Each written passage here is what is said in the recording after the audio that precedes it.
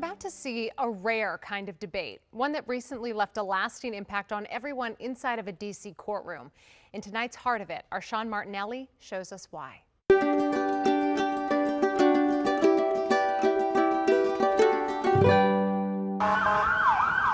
Inside the Prettyman U.S. Courthouse, the case you're about to hear is not one of fraud or conspiracy or bankruptcy. This case is a case of redemption. There aren't many programs like this across the country. So this is the only one that exists, I believe, where the students come to the courthouse. What does justice look like in the world of the affirmative? Those students are here for a debate.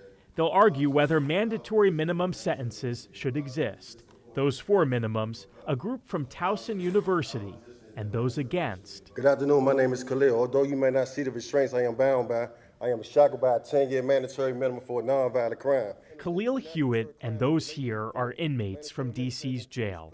Collectively, their minimum sentences total 198 years. We're not just here to be punitive. The law directs us to consider rehabilitation and do things that are restorative. That's Magistrate Judge Zia Faruqi. He's overseeing the event, which is part of the National Prison Debate League. Several of the people who were students in this program are people that I was the judge at their initial hearing and actually detained. Among them, London Teeter. In February, she pled guilty to her role in a series of inside job robberies at a Walgreens. I'll say I was lost. I'm 21 years old. I graduated high school and I was trying to find my way. Just unfortunately, I went down the wrong path. She's someone whose case that I had. I was the person who supervised her detention hearing. I ultimately signed the order. It's my name that is on the piece of paper that sent her to the DC jail. The last time London stepped in court. Not a good memory. It was signing a plea deal, so.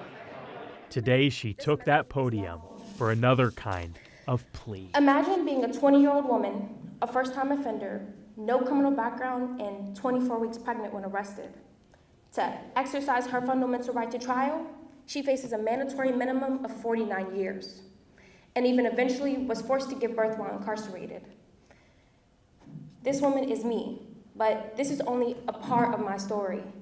I'm not arguing that I shouldn't be held accountable for my crime, but only how justice is administrated. London ended her argument with this. Each of us is more than the worst thing we've ever done.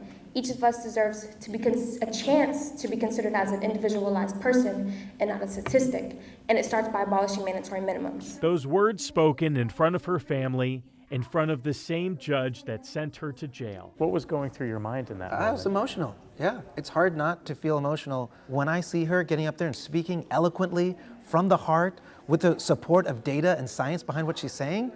It's extraordinary. It inspires me. Finally came a decision. But we do think that the folks over on my left, the affirmative, had the better go at it today. This doesn't make any of their wrongs right, and yet. Today, I know people are really listening. People want change, and people are still believing in me, and this is my reason to keep going. To give her that hope, to make sure she remembers her dignity, that's good for her, that's good for her family, and that's good for the entire community to have London Teeter know her worth, and so when she comes out, she can go on and do great things. Call it a victory for redemption. At the Prettyman U.S. Courthouse, Sean Martinelli, WUSA 9. All right, Sean, thank you. We are always looking for more stories like this. If you know someone inspiring who's making an impact on our community, we would love to hear about them. You can email Sean at theheartofit@wusa9.com.